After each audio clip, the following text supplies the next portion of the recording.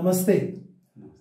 आज माझ्यासोबत सुदर्शन अडसूड आणि पद्मजा अडसूड अमरावतीहून आले. गेली 10 दिवस आनंदकुंजमध्ये होते. काय त्रास होता आणि काय काय अनुभव राहिला? मी माझ्या मिसेसला घेऊन आलो. तिला स्किन प्रॉब्लेम डर्माटायटिस डायग्नोज झाला होता, न्यूरोडर्माटायटिस.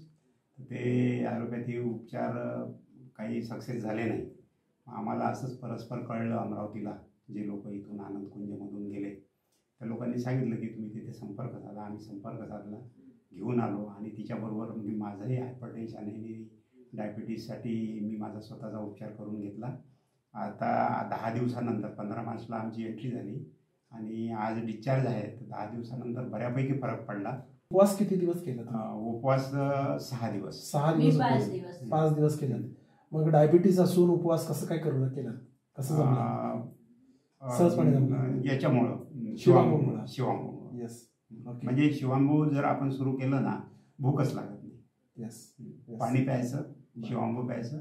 आणि तुमच्या मग स्किन डर्मेटायटिस मध्ये किती टक्के फरक वाटतोय तुम्हाला? 80% फरक वाटतोय. आणि किती वर्षापासून हा त्रास होता? 2.5 वर्ष झाली. वेगवेगळ्या उपचार पद्धती वापरल्या असतील, त्याच्यामध्ये काही गुण नव्हता. आणि आता हे सगळं शिवांबूमुळे शक्य झालंय असं वाटतंय.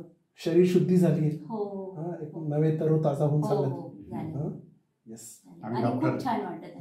डॉक्टर नितीन सरांचे आम्ही आभार मानतो. आणि इथले कर्मचारी पण खूप छान आहे. हसत खेळत आमचं स्वागत केलं सगळ्यांनी. सगळे खूप छान आहे. आम्हाला माहेरी आल्यासारखं वाटलं, छान वाटलं. प्रत्येक स्त्रीला असं वाटतं.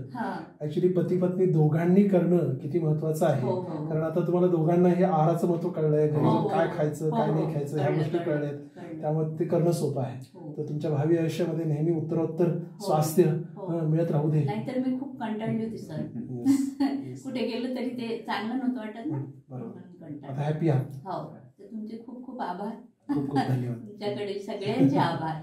धन्यवाद. थँक्यू.